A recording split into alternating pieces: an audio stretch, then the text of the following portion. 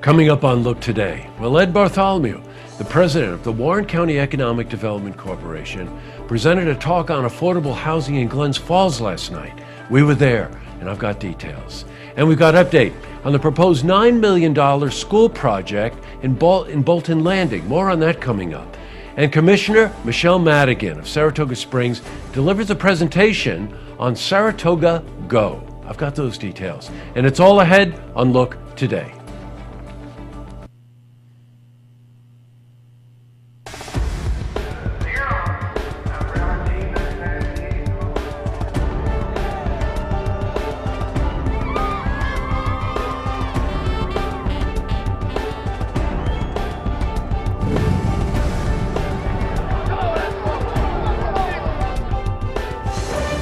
Welcome everyone, I'm Jay Hood Jackson and this is Look Today.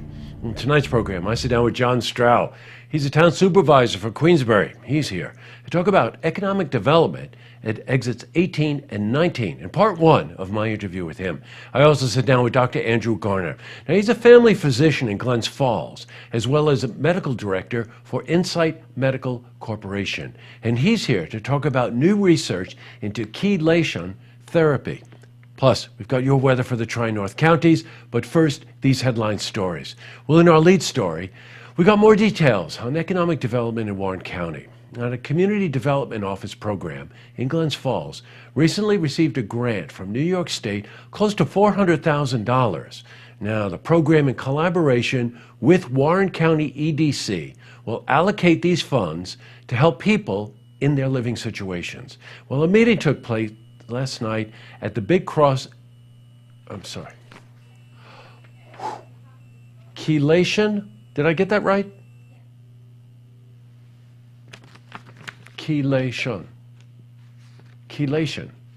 All right, good. I can grab from the VO, right? Are you back to the beginning of it? You good? Okay. Oh, shit. No, I need... Yeah, I can do it when I watch the video start to move as well, but give me the countdown, that'll help. A meeting took place last night at the Big Cross Street Elementary School as part of the On the Road series of public forums. And Warren County EDC President Ed Bartholomew led the discussion on the community's plan for the upcoming year. Now, we were at that meeting and we spoke to Ed. Is designed to assist moderate and low-income families in the city of Glens Falls, to help them with their housing needs, to help them with the public service needs, as well as the ability to maintain their presence in a household in our city. Nice going, Ed. In other news, now, as you may know, we've been talking about this earlier in the week. Voters in the Bolton Landing School District voted today on a $9 million project. Now, the proposal includes constructing a 17,000 square foot addition that will become the new auditorium. This will allow for renovations to be done to the existing auditorium to create space to expand the school's STEAM program. Well, we were at the school today and we spoke to Michael Graney. He's a superintendent of the Bolton Landing School District. We spoke to him about where some of the funding for the project would come from. We are using $608,000 from the Yule estate. It was a family that summered here in Bolton Landing and left us a substantial amount of money, $608,000, to be used for the arts. We're also using over $300,000 in leftover project fund that we have, and $895,000 is being applied from fund balance. So that leaves a little over $7 million that would be bonded. Now, our interview with Michael is quite extensive. We're running a little short on time today.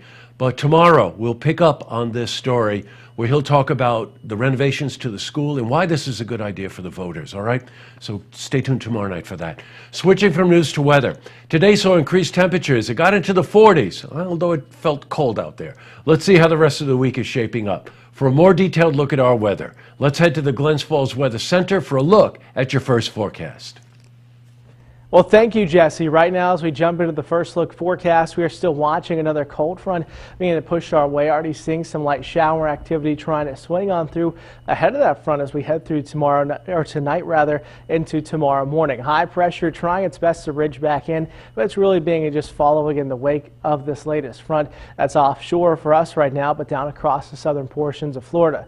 Temperatures right now should hold about just above freezing here in the Glens Falls area. Scattered showers, temperature about 33. Should see some snowflakes flying as you head in the higher elevations, and maybe even a snowflake or two out the door tomorrow morning. But almost everything should fall in the form of liquid rain. 43 degrees, so the chance of some isolated showers for the earlier portion of Thursday, then some limited sunshine for the afternoon. Out the door tomorrow, should see any rain coming to an end before lunchtime, but it will be breezy. Winds may be gusting between 25 to 35 miles per hour, 36 to 38 degrees out the door. And as we continue on over the next couple of days, we'll be watching a pretty significant cooling trend. By Friday, about a high of 33, so a 10-degree cool down, with 20% chance of some snowflakes flying. Saturday, Sunday, and Monday, that's when the cold air really hits. 20 degrees Saturday, Sunday 25, Monday 30 degrees. And as we take a look at the morning lows, even colder. 3 degrees Saturday morning, 1 degree on Sunday. Some of us could even slip back down below the 0-degree mark, so some very cold air is on the way in. It will stick around into portions of next week. Well, that's it from the studio. Now back to you, Jesse. Well, thanks, Brian. That's right. It was 1 degree. And I also think we changed the clocks for daylight savings time. I've been saying it all week. The weather is crazy. All right, back to the news. Well, the new project is being developed in downtown Saratoga, and it's spearheaded by Finance Commissioner Michelle Madigan. It's called Saratoga Go, which is part of the comprehensive Smart City project. Now, it's a competition challenging businesses, individuals, and software companies to come up with community innovations, how to link the community. Well, the plan will work to connect the city in areas of technology and broadband services. Well, the Saratoga City Council met last night to discuss Saratoga Go. Commissioner Michelle Madigan gave her presentation and how it fits into the Smart City project. Participants can submit any solution aimed at developing smart cities in the following categories, and they all fall from our Smart City Roadmap 1.0 that was unveiled here to the Council last October. The categories are connected community, public services, environmental innovation, education and training, intelligent infrastructure, and we will have an open category. Now, Commissioner will be on Look Today tomorrow to give us more information on this topic. And a reminder, you can also watch the full Saratoga City Council meeting right here on Look TV. Please check your local listings. All right, up next, I sit down with John Strout. He's the town supervisor for Queensbury. He's here to talk about economic development at exits 18 and 19. This is part one of my interview with him. Plus, I also sit down with Dr. Andrew Garner. Now, he's a family physician as well as a medical director for Insight Medical Corporation. And he's here to talk about the new research into chelation therapy. But first, if you see news happening, you want to share a story idea, how about join us for an interview? Then give us a call on the hotline. The number is 798-8000.